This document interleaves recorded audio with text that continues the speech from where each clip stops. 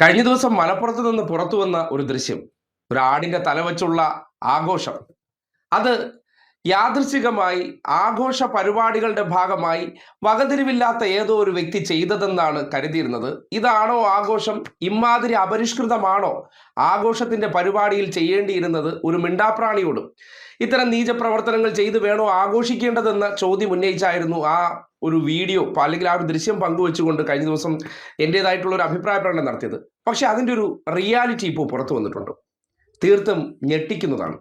അതായത് ആ ദൃശ്യത്തിൻ്റെ തുടരായിട്ടുള്ള ദൃശ്യങ്ങൾ പുറത്തേക്ക് വരുമ്പോൾ, ലീഗ് മലപ്പുറത്ത് ജയിക്കുമ്പോൾ, നമ്മളിപ്പോൾ ഇന്ത്യയിലുടനീളം സംഘപരിവാർ ജയിക്കുമ്പോൾ അവിടങ്ങളിൽ കാണിക്കുന്നതും, അതുപോലെ തന്നെ ബംഗ്ലാദേശിലൊക്കെ ഈ ആഘോഷം നടത്തുന്ന താലിബാനിസം അത് ലീഗിലൂടെ മലപ്പുറത്ത് ദൃശ്യമായതാണോ എന്ന സംശയം ഉണ്ടാവുകയാണ്. അതിന് കാരണം ഈ ദൃശ്യം നോക്കി. KT ജലീൽ എന്ന മുസൽമാന്റെ ഇടതുപക്ഷത്തിന്റെ സ്വതന്ത്രനായിട്ട് താനൂരിൽ മത്സരിച്ചു എന്ന ഒറ്റ കാരണം കൊണ്ട് അദ്ദേഹത്തിന്റെ ചിത്രം ഒരാടിന്റെ കഴുത്തിലിട്ട് കൊണ്ടുവരുന്നു. പിന്നീട് പബ്ലിക്കായിട്ട് നടു റോഡിലിട്ട് ആ ആടിനെ കട്ട് ചെയ്ത് അതിൻ്റെ തലയെടുത്ത് ആഘോഷിക്കുന്നെങ്കിൽ എന്താണ് പ്രതീകാത്മകമായി അതിലൂടെ ലീഗ് പ്രവർത്തകർ ചെയ്യാൻ ഉദ്ദേശിച്ചിരിക്കുന്നത്? ഒരു വ്യക്തിയെ ചെയ്തതിന് തുല്യമാണ്. ഇതും പോരാഞ്ഞിട്ട് അദ്ദേഹത്തിന്റെ മയ്യത്തിന്റെ രൂപം കൊണ്ട് ആഘോഷിക്കുന്ന, പാണക്കാട് നിന്ന് ദീനിന്റെ ഭാഗമായിട്ടുള്ള സംശുദ്ധ മുസ്ലിങ്ങളാണെന്ന് അവകാശപ്പെടുന്നവർ ചെയ്യുന്ന പ്രവർത്തനങ്ങളും കണ്ടു. എന്തായാലും ഇതിനെ സംബന്ധിച്ച് KT ജലീലിട്ട് ഒരു ഫേസ്ബുക്ക് കുറിപ്പുണ്ട്, അത് കേൾക്കേണ്ടതുണ്ട്. ആ ദൃശ്യത്തിനുള്ളിൽ ഇത്രയും നടുക്കുന്ന ഒരു വൈരാഗ്യമുണ്ടെന്നും അത് താലിബാനിസം എങ്ങനെയാണോ നടപ്പാക്കുന്നത് അതിൻ്റെ ഒരു ഷോർട്ട് ടേം വേർഷനായിട്ട് മലപ്പുറത്ത് കാണിച്ചിട്ടുണ്ടെങ്കിൽ എന്താണ് ലീഗ് ഈ സമൂഹത്തിന് നൽകുന്ന ഒരു സന്ദേശം? ഇതാണോ ദീനിന്റെ പുത്രന്മാർ? ഒരു മുസൽമാനായിട്ടുള്ള വ്യക്തി ദീനിന്റെ പരിസരത്ത് നിന്ന് പുറത്തു പോകാത്തത് എന്ന ആശയം കൊണ്ട് ലീഗിലെ കൊള്ളരുതായ്മകളെ എതിർത്ത് അതിൽ നിന്ന് പുറത്തു വന്ന് ഇപ്പോഴും സംശുദ്ധ ജീവിതം നയിക്കുന്ന ഒരു മനുഷ്യനെ, അതും മുസ്ലിമായ മനുഷ്യനെ, എന്തിനും ഖുറാനെ പിടിച്ച് ജീവിക്കുന്ന ഒരു മുസൽമാനെ ഇങ്ങനെ ഒരു പ്രതീകാത്മകമായ പ്രവർത്തനങ്ങൾ ചെയ്തിട്ടുണ്ടെങ്കിൽ ഈ ലീഗ് എന്ന് പറയുന്നത് ആരുടെ സംരക്ഷകരാണ്? നിങ്ങളുടെ അടിമകളുടെ മാത്രമാണോ? എന്തായാലും അതുമായി ബന്ധപ്പെട്ട് KT ജലീലിട്ട ആ ഫേസ്ബുക്ക് കുറിപ്പ് നാട് കേൾക്കേണ്ടതുണ്ട്. ഇതാണ് ആ കുറിപ്പ്. ഇന്ന് ആടിന്റെ തല, നാളെ എൻ്റെ തലയോ? മുസ്ലിം ലീഗിന്റെയും ജമാഅത്ത് ഇസ്ലാമിയുടെയും തലയറുപ്പ് രാഷ്ട്രീയത്തിനെതിരെ അവസാന ശ്വാസം വരെയും പൊരുതും.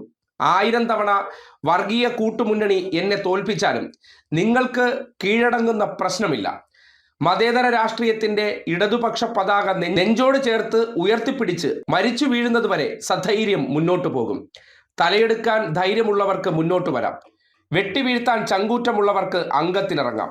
തല വെട്ടുന്നവരുടേതല്ല മലപ്പുറം, തല കാക്കുന്നവരുടേതാണ് മലപ്പുറം.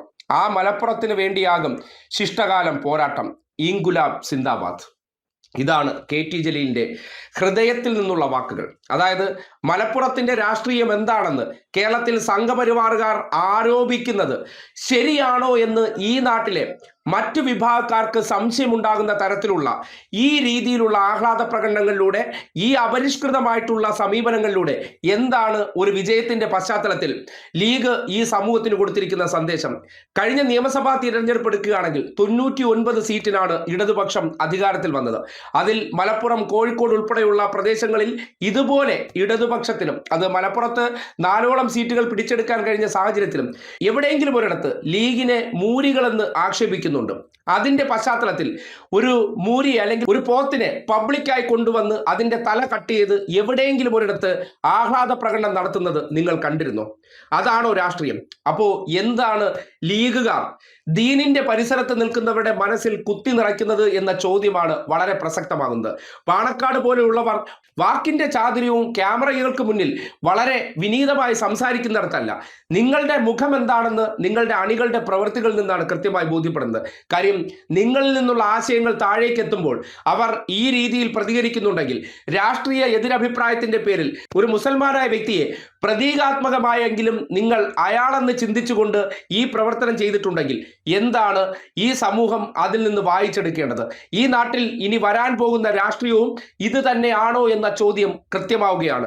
നിങ്ങളെല്ലാം സമാധാനത്തിന്റെ വെള്ളരിപ്രാവുകളെന്ന് സ്വയം ചമയുന്നവർ ഈ സമൂഹത്തിന്റെ മുന്നിൽ ഇത്തരം പ്രവർത്തനങ്ങൾ നടത്തുമ്പോൾ കേരളത്തിലെ മാധ്യമ മാധ്യമങ്ങൾ ഉൾപ്പെടെയുള്ളവർക്ക് അത് ചർച്ചയല്ലാതെയും അവർക്കതിൽ ആശങ്കയില്ലാതെയും പോകുന്നുണ്ടെങ്കിൽ അവരെല്ലാം ആരെ പിന്താങ്ങി ആർക്ക് വേണ്ടി നിലകൊണ്ടവരാണെന്ന് ഈ ദൃശ്യങ്ങളും ഇപ്പോഴത്തെ നിശബ്ദതയും തെളിയിക്കുന്നുണ്ട്. അവിടെയാണ് KT ജലീൽ എന്ന വ്യക്തി ഇപ്പോൾ ഉന്നയിച്ചിരിക്കുന്ന ആ തലയെടുക്കൽ രാഷ്ട്രീയമല്ല മലപ്പുറത്തിൻ്റെത്, സമാധാനത്തിന്റെ രാഷ്ട്രീയമാണെന്ന് പറയാൻ ശ്രമിക്കുന്നത്. അതല്ലേ സംഘപരിവാറുകാരിൽ ബോധ്യപ്പെടുത്തേണ്ട കാര്യം. പക്ഷേ നിങ്ങൾ ചെയ്യുന്നതോ അത് കൃത്യമായിട്ട് എങ്ങനെയാണ് ഈ സമൂഹത്തിൽ വീണ്ടും വീണ്ടും ഭിന്നിപ്പുണ്ടാക്കുന്നതെന്ന് വരും ദിവസങ്ങളിൽ ബോധ്യപ്പെടാവുന്ന സാഹചര്യങ്ങൾ ഇവിടെ ഉണ്ടാകുമെന്നുള്ള കാര്യത്തിൽ ഒരു തർക്കവുമില്ല.